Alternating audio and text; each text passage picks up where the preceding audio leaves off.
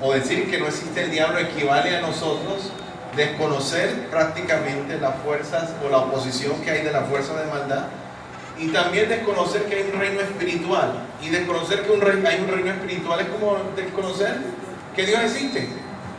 Por eso es importante que nosotros estudiemos este tema de los demonios a través de la Escritura, es decir, en todo el estricto sentido de la palabra de Dios. Amén. Entonces, los demonios es como las brujas. La gente dice que las brujas no existen, pero de que las hay, es el dicho, ¿verdad? Hay una palabra clave acá que es precisamente la palabra demonio. El versículo 22 del capítulo, vamos a entrar en contexto, capítulo 12, versículo 22, dice: entonces fue traído a él un endemoniado, ciego y mudo, y le sanó de tal manera que el ciego y mudo veía y hablaba. Amén. Aquí la expresión endemoniado es una expresión griega, que usted sabe que es griego, y está en el versículo número 23, destacando algo interesante. Y toda la gente estaba atónita y decía: ¿será este aquel hijo de David? La gente estaba expectante a lo que iba a suceder con esta situación, porque realmente hasta este momento la única evidencia de una liberación solamente databa de lo que era la Tanaj o los profetas, los libros históricos, los profetas del Antiguo Testamento. Y era cuando el rey Saúl era atormentado por un espíritu, dice la Escritura, de parte de Dios, y el rey David tocaba el arpa, y dice la Escritura que él encontraba alivio a esa opresión de parte de ese demonio, de ese espíritu.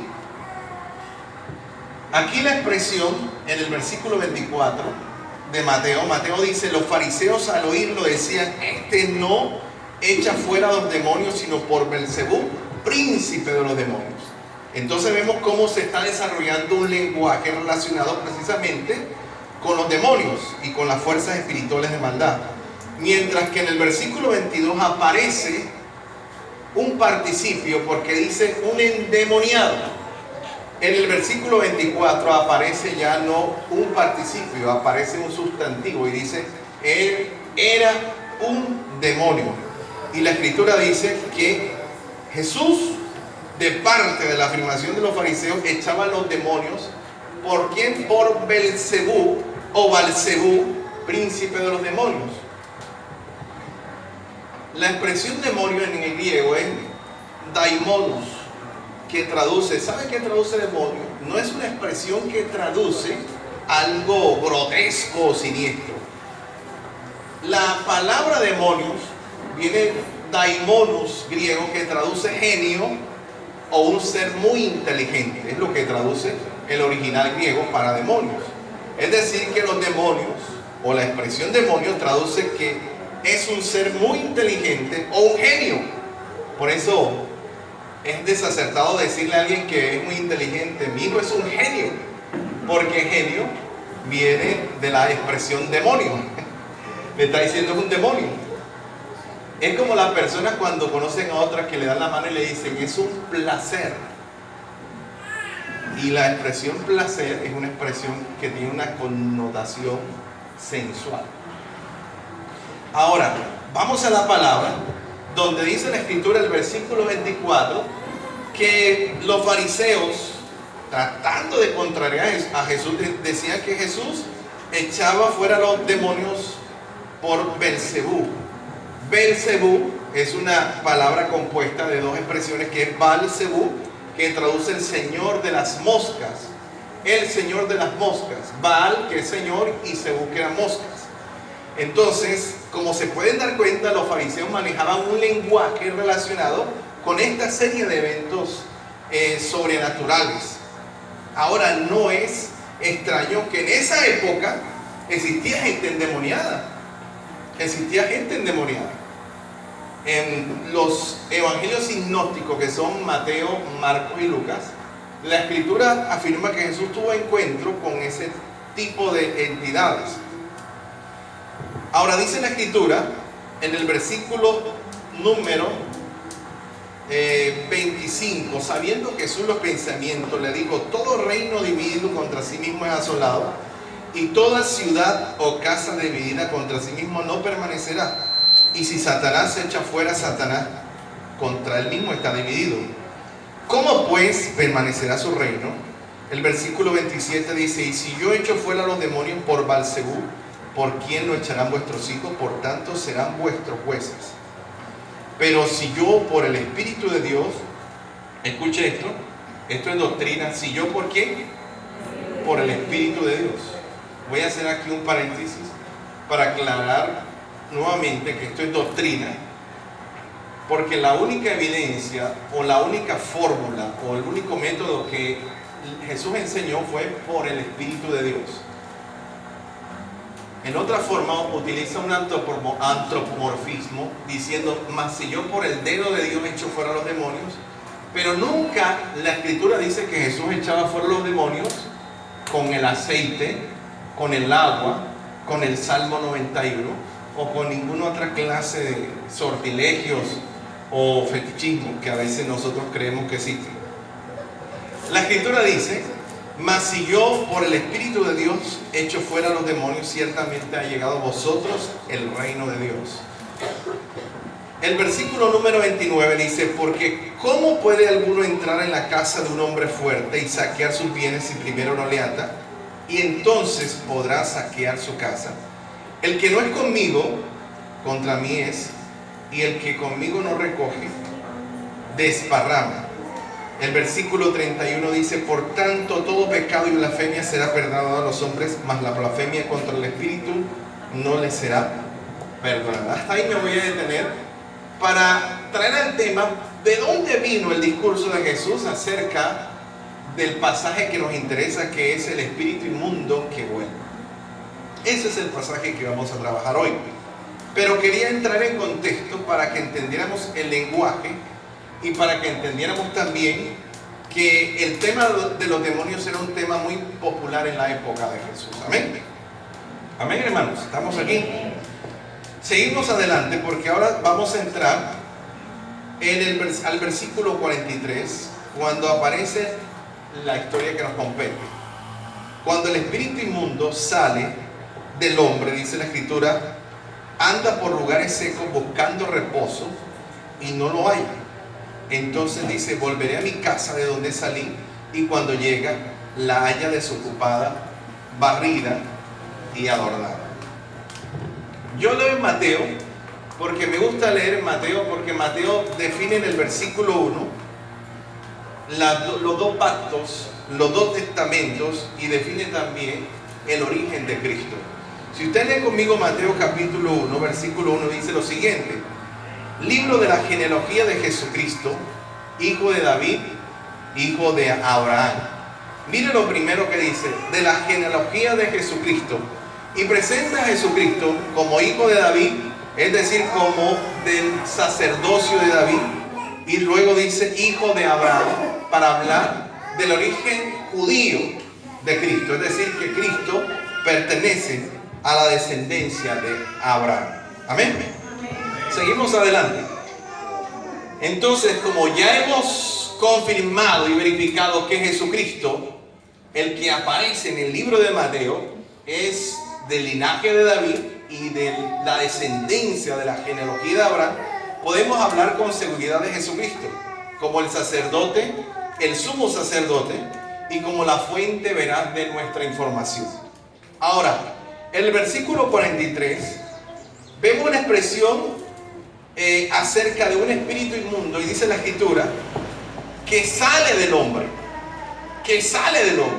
es decir, una afirmación específica, que no sale de una casa, que no sale de un animal, que no sale de un gato, de un perro, ni de un cuadro, de un lugar, de un objeto inanimado. La Escritura dice: cuando el espíritu inmundo sale, ¿de dónde? Del hombre, ¿verdad? ¿Por qué le comento esto? Porque recuerdo la historia de un hermano, un hermano que cayó en pecado, una persona que cayó en pecado, pecó, y esa persona pecó, cayó en adulterio, y como cayó en adulterio, eso se formó un problema muy grave. La esposa se enteró de que él había tenido aún relaciones dentro del auto con la amante. Y la esposa le dijo que tenía que vender el auto porque el demonio de adulterio también estaba metido en el auto. Y el hombre vendió el carro. Lo vendió mal vendido, pero lo terminó vendiendo. Eso se llama ignorancia. Porque en un carro es amoral. La cama donde una persona tiene relaciones en un motel es amoral. Es amoral. Si yo un día tengo que quedarme en un hotel y en ese hotel una pareja antes hizo cosas que no debió hacer, es decir, un hombre casado con una mujer, con un amante, yo no sé quién se sentó y ni quién se acostó ahí, pero lo que estaba ahí no se me va a pasar a mí. Es lo que se me puede pagar una enfermedad. Pero no se me va a pasar eso. Absolutamente, porque los objetos son amorales. La silla donde usted está es un objeto amoral, es decir, que no tiene moral, no tiene ningún sentido de moralidad. La Escritura dice que el espíritu inmundo salió de una persona, de un hombre. ¿Quiénes son los demonios? Los demonios, los teólogos llaman los ángeles caídos. Los llaman seres que durante la rebelión de Lucifer fueron arrojados por Dios del cielo y que necesitan evidentemente un cuerpo para vivir o para materializarse. O mejor, escuche esta definición que leí en un libro de un autor judío. Decía que los demonios necesitan un cuerpo no para vivir, sino para satisfacer sus instintos bajos o sus pasiones bajas. Amén. Ahora, seguimos leyendo porque la Escritura dice que el espíritu inmundo salió del hombre. Sale del hombre. Pero dice la Escritura que anda por lugares secos buscando reposo y no lo halla. Aquí la expresión reposo no es descanso. Es decir, buscando un lugar donde reposar. Es decir, buscando dónde entrar. O sea, si hay algo que debemos definir de la naturaleza de los demonios, ya tenemos tres definiciones hoy. Tenemos tres definiciones. La primera, que la etimología es el estudio del origen de las palabras, el origen de las palabras. Y la etimología nos dice que los demonios son, o significa la expresión demonios, genios, o seres muy inteligentes o suprainteligentes. Ya entendemos que los demonios son muy inteligentes. La Biblia dice en el libro de Hechos que el apóstol Pablo subía a la hora de la oración, pero que siempre que subía a la hora de la oración se encontraba con una muchacha que tenía un espíritu ¿de qué? De adivinación. Y la muchacha le decía: estos son siervos del Dios Altísimo que predican el evangelio de salvación. Y esto lo hacía todos los días, hasta que un día, importunando al apóstol Pablo, el apóstol Pablo se volvió y dijo: espíritu inmundo, te mando que salga fuera de ella. Y el espíritu salió al instante de aquella mujer. Es decir, que aquella mujer, aquella famosa, era una divina que dice la Escritura que le daba grandes ganancias a sus amos, tenía un demonio. Y ese demonio fue arrojado, echado fuera por el apóstol Pablo. Amén. Entonces, lo segundo que quiero decirle a ustedes es que los espíritus necesitan un lugar donde reposar. O sea, un lugar donde vivir, donde alojarse. Es la segunda definición. Los demonios no pueden estar viviendo, aunque anden en el aire, necesitan buscar un lugar donde vivir. La Escritura dice claramente que anda por lugares secos buscando reposo y no lo halla. O sea, es una mala noticia, iglesia. Los demonios andan buscando casas. ¿Usted ha visto la gente que pasa buscando, Señor, por aquí se arrienda un apartamento? ¿Dónde hay una casa para arrendar? Los demonios no andan preguntando. Ellos andan buscando una puerta abierta para entrar y vivir en esa persona. Amén. Es lo segundo. Y lo tercero que quiero definir es que los demonios, cuando llegan a la vida de una persona, llegan para satisfacer sus bajos instintos y sus bajas pasiones. Por eso es que la drogadicción se considera que, aparte de ser una patología dentro de la toxicología, una enfermedad de dependencia, dentro del campo médico clínico se considera una dependencia, una enfermedad de toxicología, correspondiente a la toxicología, pero en el campo, en el ámbito espiritual, una persona puede estar endemoniada y tener un espíritu precisamente de drogadicción, o que lo induzca a la droga. ¿Usted alguna vez ha visto, no ha visto nunca una liberación de un endemoniado homosexual? Pero yo he visto muchas. Y he visto que el homosexual, cuando el demonio sale, vuelve a su forma o a su estado original. ¿Recuerda el evento de Sodoma y Gomorra? La Escritura dice que cuando los ángeles llegaron a sacar a Lot y a su familia, los hombres de aquella ciudad llegaron donde Lot y le dijeron que les entregara a aquellos hombres porque querían conocerle, querían estar, tener relaciones con ellos. De ahí viene la famosa expresión de sodomitas, que es una expresión que se utiliza para hablar de homosexualismo. Cuando hablamos de sodomismo, un término antiguo que se refiere a personas que les gusta o se inclinan por personas del mismo sexo. Esos son los sodomitas. Pero esa definición de sodomismo vino de Sodoma y Gomorra. En Sodoma y Gomorra había un espíritu de sodomía, de tal forma que Dios tuvo que destruir la ciudad. El problema es que Dios destruyó a Sodoma y Gomorra, pero el espíritu no quedó ahí. El espíritu, como dice la Biblia, salió, andó por lugares secos buscando reposo y no lo encontró. Y entonces, ¿qué hizo? Volvió nuevamente. ¿Sabe qué fue lo primero que hicieron las hijas de Lot? Se puede entender que no habían hombres. Se puede entender que a lo mejor era muy escasa la población mundial. Pero las hijas de Lot emborracharon a su padre y las dos tuvieron relaciones con su padre y quedaron embarazadas de su padre. Es decir, que una de las fuertes tendencias de los demonios es a la inmoralidad. Nosotros estamos viviendo dentro de una cosmovisión de ideología de género, de comunismo y de medio ambiente. Esas tres banderas que nosotros estamos viendo en la sociedad, en el pensamiento, en la ideología moderna o posmoderna de nuestros países y de nuestras naciones, está influenciada por espíritus malignos. La terrible ideología de género. ¿Recuerdan hace aproximadamente un mes cuando un par de homosexuales fueron reprendidos por un padre de familia en un centro comercial? El miércoles santo, la comunidad gay convocó una besatón en las puertas del centro comercial. Y en esas puertas del centro comercial se besaron hombres con hombres y mujeres con mujeres durante una hora. ¿Cómo puedes tú besar a otro hombre? O una mujer a otra mujer. Tiene que haber una influencia espiritual para que el comportamiento, la conducta, no solamente la parte conductual, sino la parte fisiológica, reaccione a esos estímulos que son aberrantes. Amén, iglesia.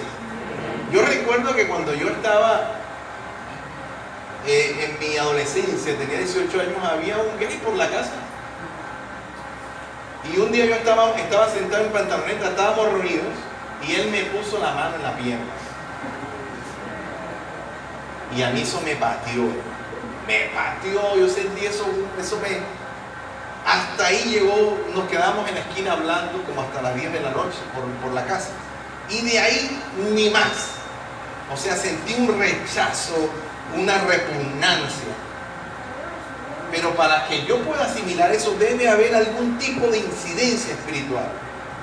Mire, esto no es extraño porque ya la religión o la parte, lo que llamamos el cuidado psicoespiritual, está siendo parte de la medicina moderna.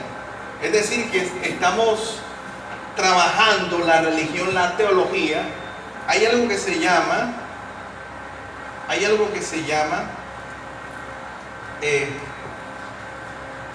histoteología. Se está trabajando para poder entender a través de la ciencia los comportamientos del ser humano, y están utilizando la religión y la teología para poder interpretarlos. Los científicos han llegado a la conclusión que cuando tú te arrodillas a orar, o cuando tú vienes a la iglesia o levantas la mano para orar, los niveles de serotonina aumentan en el cuerpo. Es más, los neurólogos hicieron un experimento y descubrieron que los lóbulos, el lóbulo frontal recibe una irrigación de sangre mucho más. Aumenta la irrigación de sangre en el lóbulo frontal cuando tú estás orando, cuando estás haciendo un ejercicio espiritual. Amén, iglesia. Entonces, ¿por qué estoy hablando de todo esto? Para que nosotros entendamos que ya la ciencia está tratando de entender los fenómenos, entre comillas, sobrenaturales que nosotros desde hace años atrás conocemos. Ahora, la Escritura dice en el versículo número 43, otra definición de la naturaleza o de la identidad de los demonios. Lo primero es que son seres muy inteligentes, ¿sí? Porque tienen el ADN del diablo. ¿Cómo es que dice el dicho? Que más sabe el diablo por viejo que por diablo. Bueno, los demonios también más saben por viejos que por demonios. Ahora, lo segundo que dijimos, ¿cuál fue? ¿Quién me recuerda?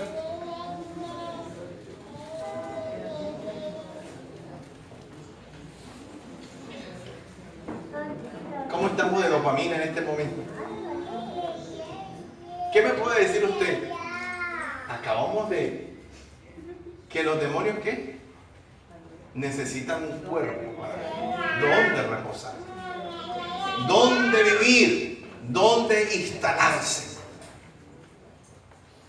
Por eso la Escritura dice que el ángel de Jehová acampa alrededor de los que le temen y los defiende. ¿Pero de quién nos defiende? Porque Pedro dice que el enemigo anda como león rugiente buscando a quien devorar. Amén.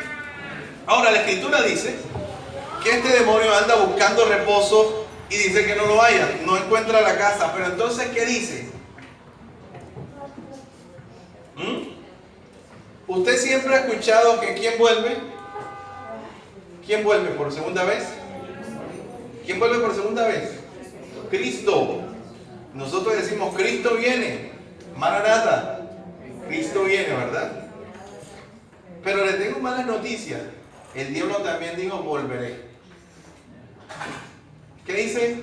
El versículo 44. Entonces dice, volveré a mi casa. ¿De dónde qué?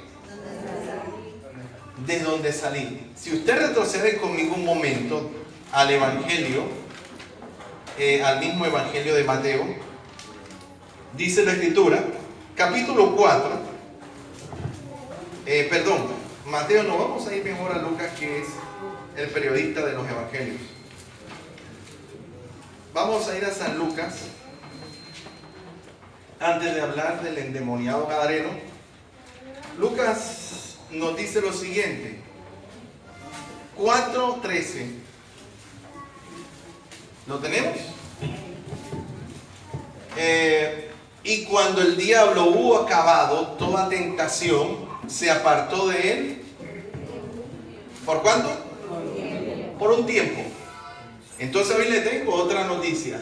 No solamente Cristo viene por segunda vez, sino que el diablo también va a volver a tratar de volver a la casa de donde salió.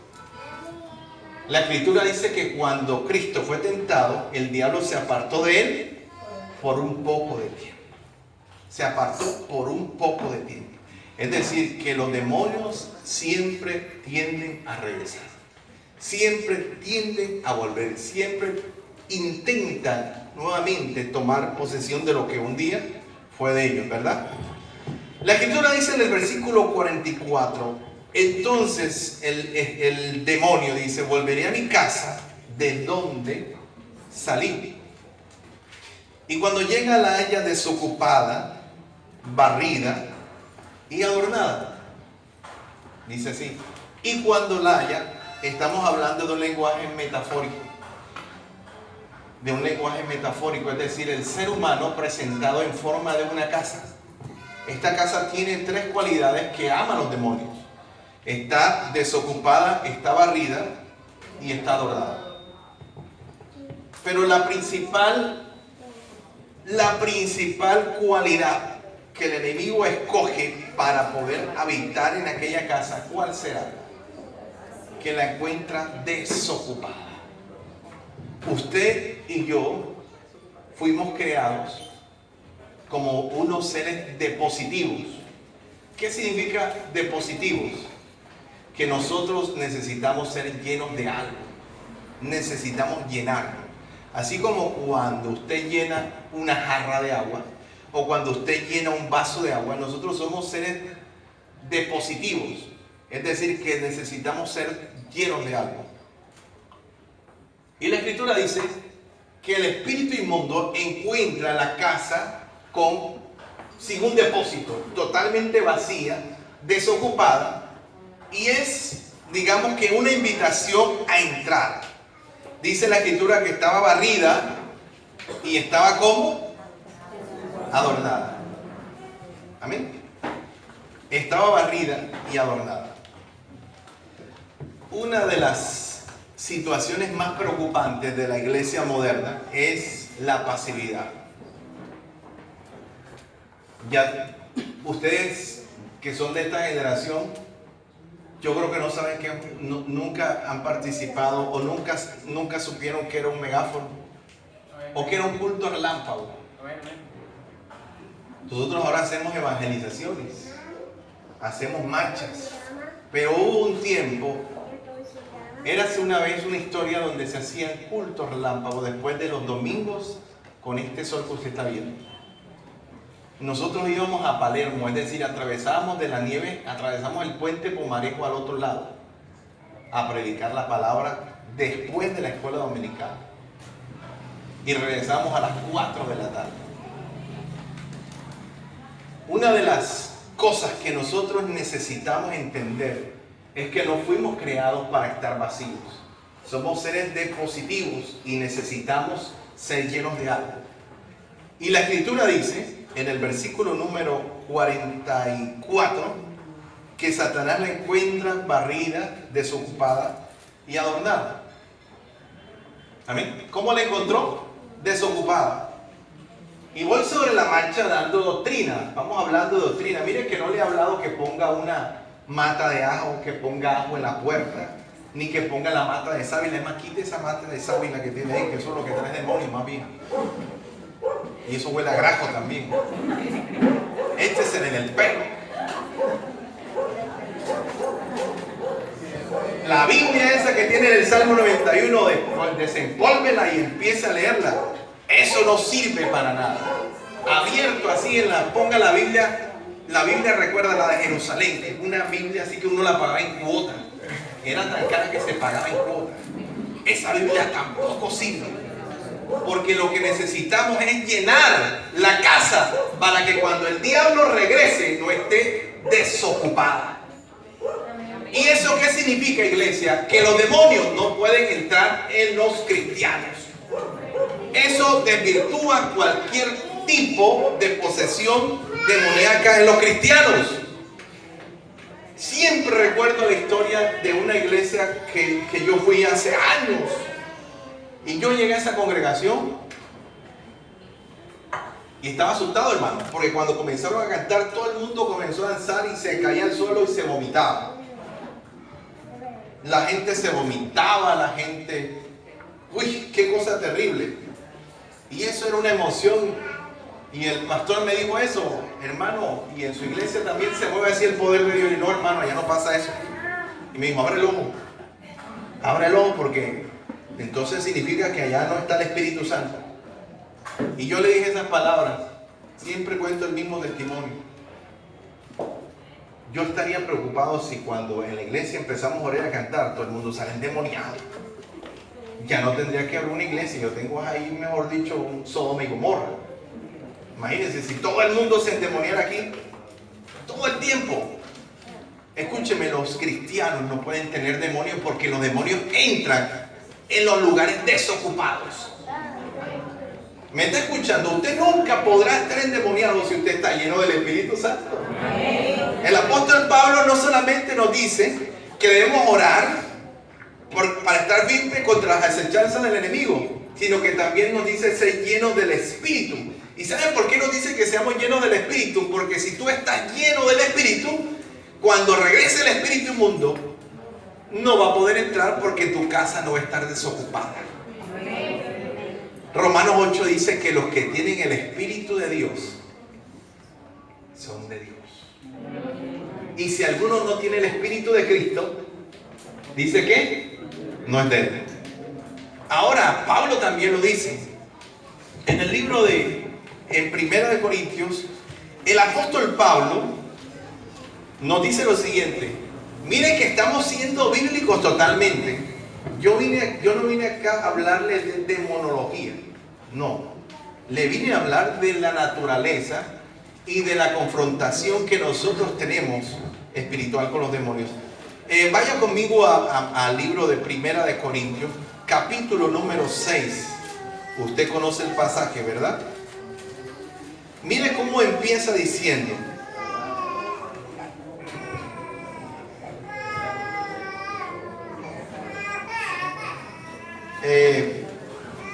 Perdón, 2 Corintios, capítulo número 5.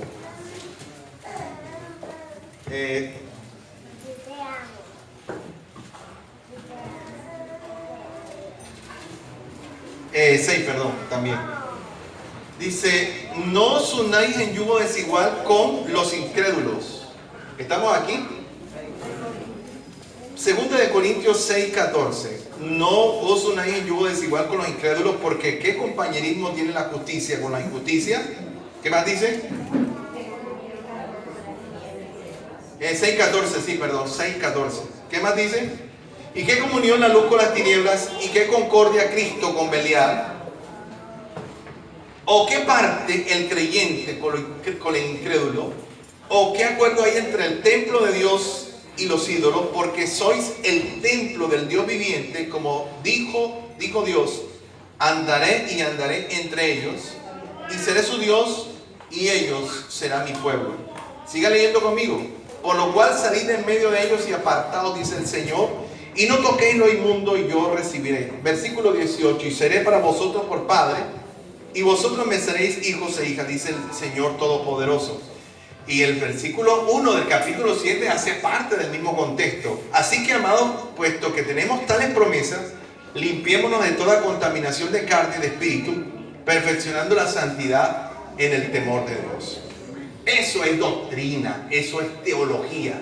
Ahí no hay ningún cuento chino de que los cristianos pueden estar endemoniados. La Biblia dice que Cristo no tiene comunión con Belial. Usted se imagina el diablo que llegue y le diga, Cristo, hoy voy para allá. Me apartas un cuarto porque hoy me voy para allá para donde Juanchito. Si hoy me paso la noche allá, voy a durar el puente allá también. Y Cristo le diga, claro, mijo, aquí tienes tu habitación esperándote. La Escritura dice que Cristo no tiene comunión con Belial. O usted tiene el Espíritu Santo o tiene un demonio. Pero usted no puede tener las dos personas viviendo en su vida, en su casa. Amén, iglesia. Sigamos adelante. Así que si tenemos un demonio, no tenemos el Espíritu Santo. Una de las señales de que una persona, eso lo vamos a hablar el otro domingo, pero una de las señales de que una persona tiene un demonio es un fenómeno que se llama obsesión. Es decir, que la persona no puede despojarse de algo que le está haciendo daño, que se vuelve como una adicción, que se vuelve una especie de vicio y la persona no puede. No solamente hablo de drogas, de alcohol, no solamente hablo de fármacos, también hablo de la misma ansiedad que produce la tecnodependencia.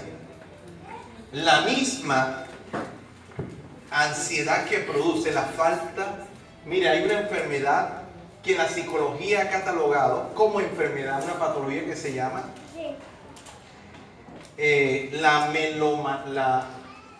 la mitomanía, que es una persona que no puede dejar de decir mentiras. No puede dejar es más, la dice tan fácil que la gente le cree. Cuando usted lo descubre una mentira, lo felicito, no tiene un demonio. Pero cuando una persona dice con facilidad una mentira, yo conozco gente así, hermano, y tú le crees, y le vuelves y le crees otra vez. Hay una habilidad como que extraña en esa persona para decir una mentira. Hay algo que se llama ninfomanía. ¿Usted recuerda una película que dieron el año pasado que se llamó Las 50 sombras de Grey?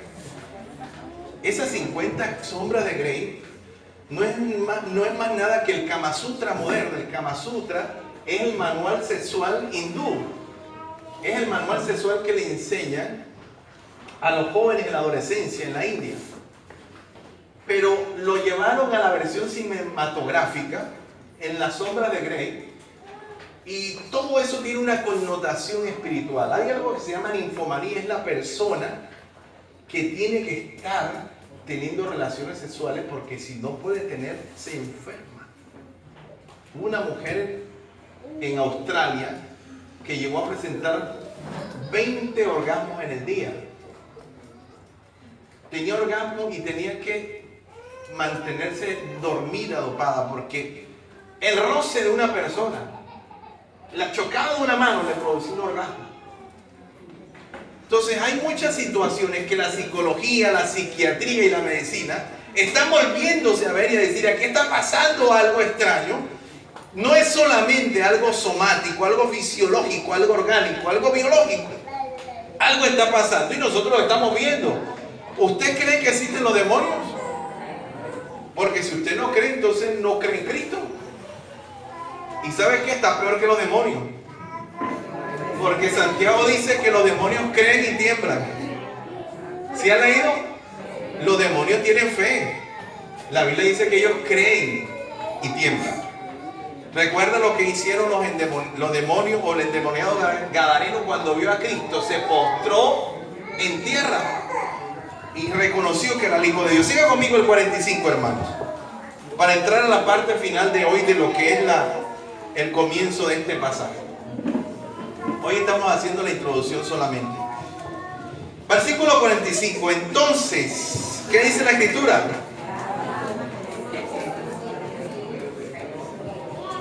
El demonio dice: volveré a mi casa que dejé barrida y adornada, y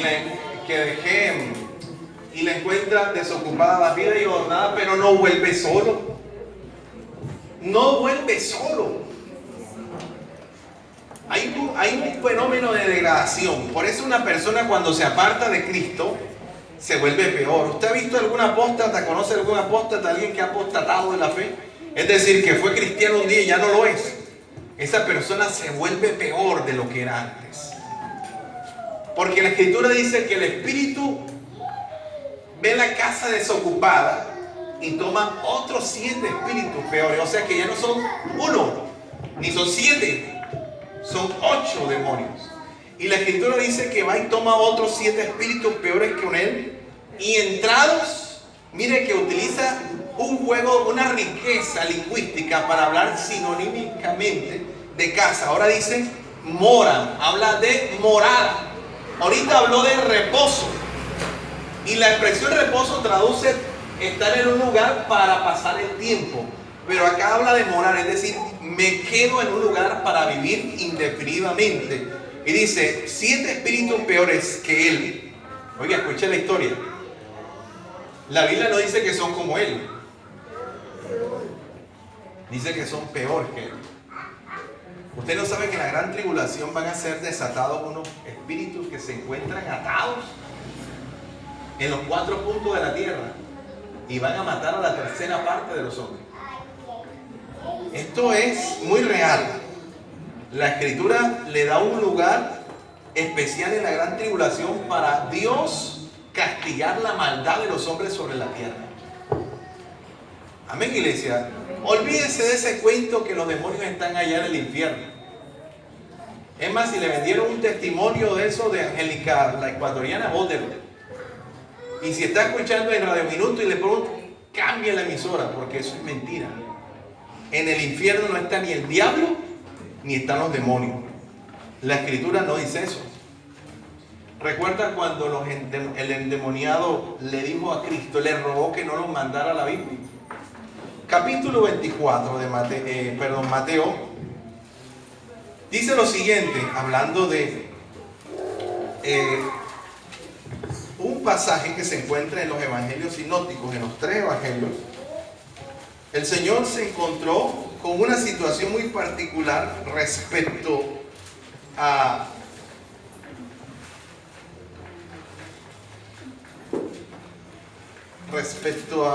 unos endemoniados. En el capítulo 8, versículo 28.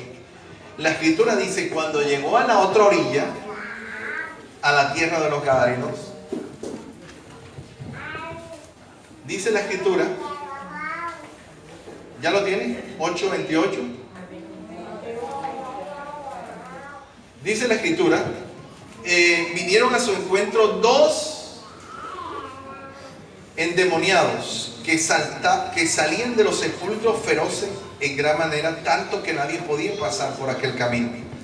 Y clamaron diciendo, ¿qué tienes con nosotros, Jesús, hijo de David?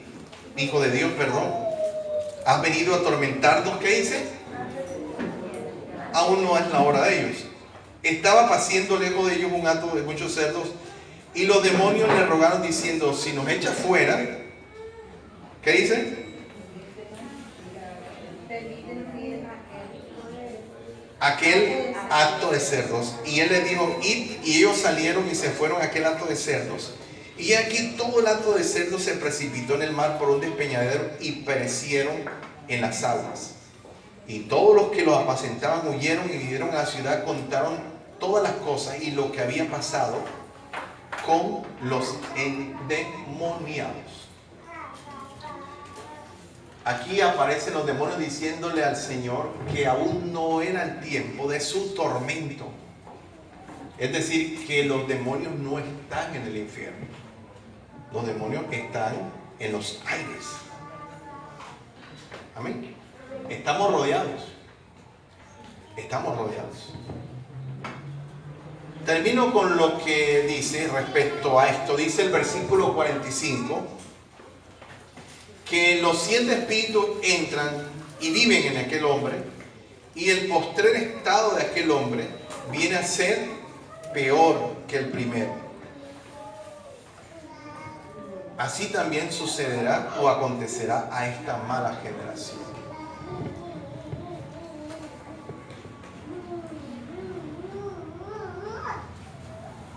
Usted debe identificar que cuando usted está en Cristo,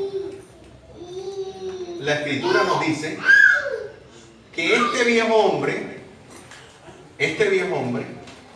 se va, ¿cómo dice la Escritura? Desgastando. Pero el hombre interior en Cristo se renueva y crece a la plenitud de la estatura de Cristo. Pero si yo cada día que pasa soy un peor cristiano, me convierto en un peor ser humano, estoy dando muestras o dando evidencias de una influencia demoníaca en mi vida. Porque la Escritura dice que el fin, escuche esto, el fin de los demonios es que usted sea peor de lo que era antes. Esa es la situación. Esta semana estaba viendo un documental que hicieron en Bogotá, en la extinta calle del Bronx, con personas que sacaron de la calle del Bronx, que fueron drogadictos, y formaron un grupo musical, gente talentosa. Había un hombre, un pianista, que llegó a ser pianista de una orquesta del grupo Nietzsche. Y este hombre cayó en las drogas y no pudo salir de allá. Acabadísimo. Hay un hombre que cantó aquí en Barranquilla con Richie Ray. Richie Ray vino en el año 1994 a Barranquilla, Centro Bíblico. Y como no pudo venir Bobby Cruz, buscaron un cantante acá que se llamaba El Halcón.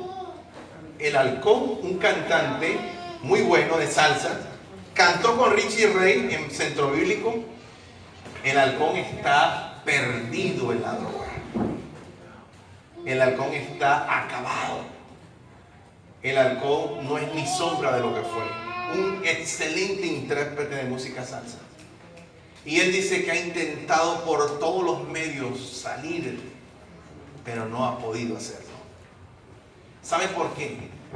Porque ahí donde usted está sentado, el propósito de Satanás no es que usted sea mejor cada día. Olvídese de ese cuento. El propósito es que usted cada día sea peor. La Escritura dice que el propósito de los 7 espíritus que entran es que el estado postrero, o sea, el último estado de aquella persona sea peor que lo que fue antes. Cuando usted le digan, tú estás peor que antes, pellizquese. Cuando usted le digan, tú estás peor que antes, ábrelo. Amén, iglesia. Usted no sabe lo que está intentando Dios porque usted sea cada día mejor. Amén, iglesia.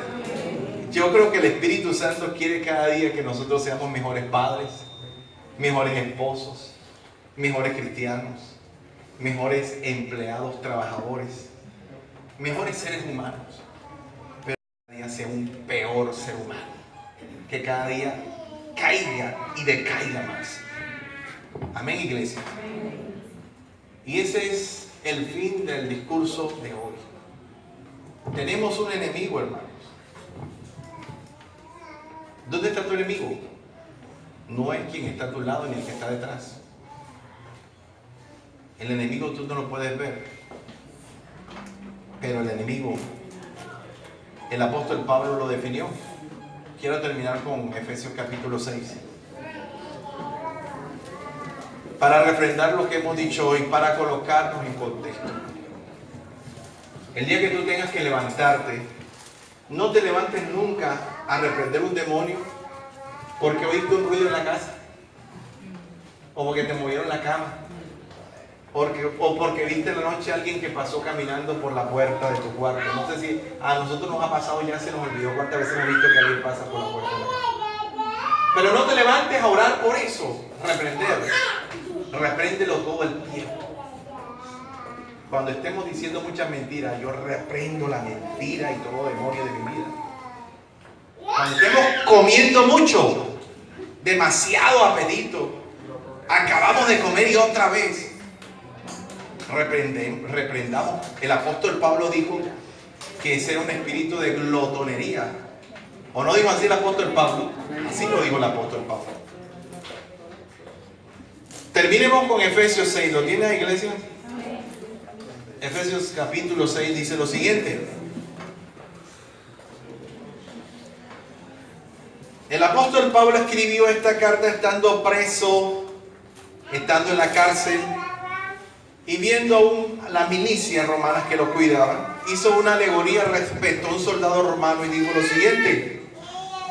Capítulo 6, versículo 10. Por lo demás, hermanos, fortaleceos en el Señor y en el poder de su fuerza, vestidos de toda la armadura de Dios para que podáis estar firmes contra las acechanzas del diablo. Vestidos de toda la armadura de Dios para que podáis estar firmes contra las acechanzas de ¿quién? Porque no tenemos, escúcheme, no tenemos lucha contra carne, sangre, sino contra principados, contra potestades, contra los gobernadores de las tinieblas de este siglo, contra huestes espirituales de maldad en las regiones celestes. ¿Se da cuenta? Nuestra lucha es espiritual. Amén. tenemos un enemigo espiritual que debemos enfrentar, confrontar y afrontar siempre. Vamos a darle gracias a Dios y vamos a orar, hermanos. Puede estar de pie por un momento. Hoy solamente vamos a ver la introducción del tema, pero la otra semana vamos a entrar en materia. Recuerde esto. Recuerde siempre las tres cosas. Los demonios son seres muy inteligentes. Han trabajado en la historia de la humanidad por más de 6.000 años que se pueden. Dicen los teólogos que tiene la Tierra 6.823 años, dicen que tiene la Tierra los teólogos. Tienen 6.000 años de experiencia con los seres humanos. Los demonios necesitan una casa desocupada. Hay que tenerla llena del Espíritu de Dios. Amén.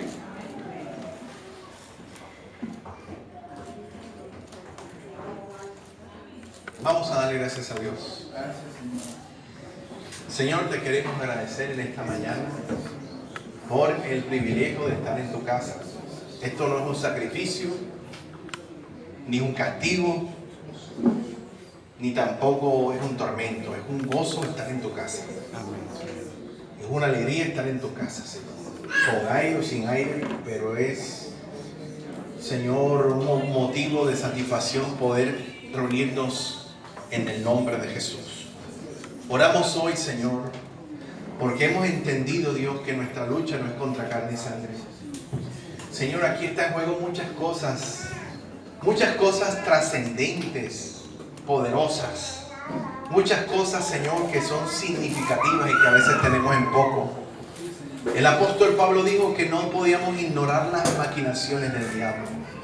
Y sabemos que tenemos una lucha espiritual todo el tiempo.